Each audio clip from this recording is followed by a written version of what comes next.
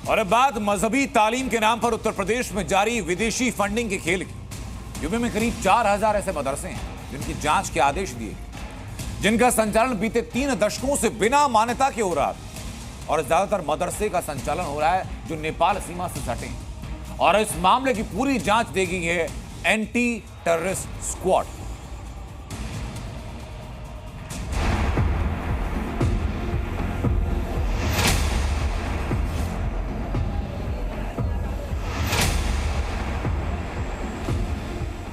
विदेशी फंडिंग की आशंका, रडार पर 4191 मदरसा।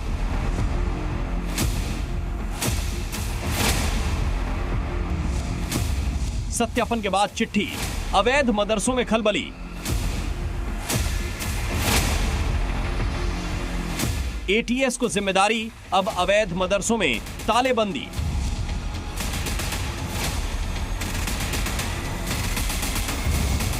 उत्तर प्रदेश के अलग अलग जिलों में अवैध मदरसे पर सबसे बड़े एक्शन की तैयारी शुरू हो गई है।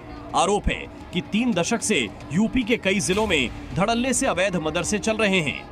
फंडिंग को लेकर कोई पुख्ता जानकारी नहीं है। तालीम की आड़ में धर्म परिवर्तन और बाहरी लोगों को बसाने का नेटवर्क चल रहा है। और अब उत्तर प्रदेश की योगी सरकार ने एटीएस को इसके जांच की जिम्मेदारी सौंपी है। लखनऊ से जिला प्रशासन को आदेश जारी हुआ है। चिट्ठी में लिखा है कि 4000 से अधिक गैर मान्यता प्राप्त मदरसों पर संदेह है, फंडिंग की जांच की जाए। दरअसल लंबे समय से मदरसे की गतिविधियां एटीएस और जांच एजेंसियों की रडार पर है। मजहबी तालीम की आड़ में धर्म परिवर्तन के नेटवर्क का भी कई बार खुलासा हो चुका है। साथ ही तालीम के नाम पर फंडिंग हासिल कर बाहरी लोगों को बसाने का भी आरोप नया नहीं है। मगर अब इन मदरसों की लिस्ट तैयार हो चुकी है। जांच के लिए जिन मदरसों की लिस्ट एटीएस को सौंपी गई है, उसमें अधिकतर मदरसे ऐसे हैं जो नेपाल की सीमा से सटे हुए हैं। इन मदरसों का सत्यापन हुआ था, जिसमें फंडिंग की पूरी जानकारी नहीं दी गई। आरोप है कि इन मदरसों की विदेश से फंडिंग की जा रही थी। मदरसों के बैंक खाते में पाकिस्तान और अरब देशों से पैसे पहुंचने का भी आरोप है। यही नहीं, इन मदरसों में टीचर और स्टाफ की नागरिकता को लेकर भी संदेह है। वहां पर कौन पढ़ा रहे हैं, कहां की नागरिकता के हैं, कहां से धनराशि आ रही है, किस प्रकार से संचालन हो रहा है, संचालन व्यवस्था में कौन कौन सम्मिलित हैं,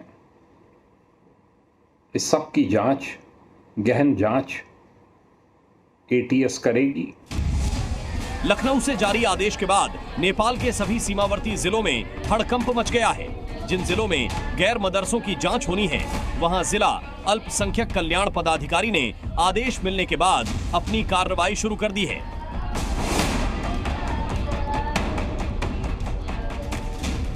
बहराइच में ऐसे करीब 500 मदरसे हैं जिन पर विदेशी फंडिंग का शक है। केवल बहराइच में कुल 792 मदरसे हैं, जिनमें से 595 मदरसे गैर मान्यता प्राप्त है, जिनकी जांच शुरू कर दी गई है। शासन के निर्देश के क्रम में जो जांच हुई थी, उसमें 495 मदरसे गैर मान्यता प्राप्त अपने जनपद में पाए गए हैं। जो लेटर आया है सर, उसके संबंध में जो लेटर आया है उसमें जो गैर मान्यता प्राप्त मदरसे हैं, इनमें फंडिंग के सत्यापन के संदर्भ में है। और यह है कि अब तक उन्होंने मान्यता क्यों नहीं ली थी। जहां तक जांच का सवाल है, अगर जांच 2 तरीके की होती है। अगर वो सही है तो जांच से कोई दिक्कत नहीं है, और गलत है तो जांच जरूरी है। बहराइच की तरह नेपाल सीमा से सटे गोंडा में भी सैकड़ों मदरसे एटीएस की रडार पर हैं, जिनकी फंडिंग को लेकर सत्यापन के दौरान पूरी जानकारी सामने नहीं आई थी। जानकारी के अनुसार गोंडा में 286 ऐसे मदरसे हैं जो एटीएस की रडार पर है। इन सभी मदरसों का संचालन मकतब के रूप में हो रहा था। जिला प्रशासन को इन मदरसों की जांच में एटीएस का सहयोग करने कहा गया है। एक तरफ गैर मान्यता प्राप्त मदरसों को लेकर जांच शुरू हो गई है, तो वहीं इस पूरे मामले पर कांग्रेस यूपी सरकार पर सियासत का आरोप लगा रही है। तो ऐसे में मुद्दों से ध्यान भटकाने के लिए इस तरीके की मदरसों पर कार्रवाई हो रही है। सिर्फ ध्रुवीकरण की राजनीति बीजेपी दिन रात कर रही है। जिन वादों के साथ जनता के करके बीजेपी सत्ता में आई थी, उन सभी वादों पर फेल हो चुकी, इसीलिए जनता ने लोकसभा चुनाव में हराया, अब उपचुनाव में हराएगी और 27 में ध्रुवीकरण करने वाली भाजपा का सुपड़ा साथ है। इन आरोपों से इतर कई सवाल भी हैं। मसलन एचडीआर 4000 से अधिक मदरसों की तालेबंदी। आखिर 3 दशक से अधिक वक्त से 4000 मदरसों का संचालन कैसे हो रहा था?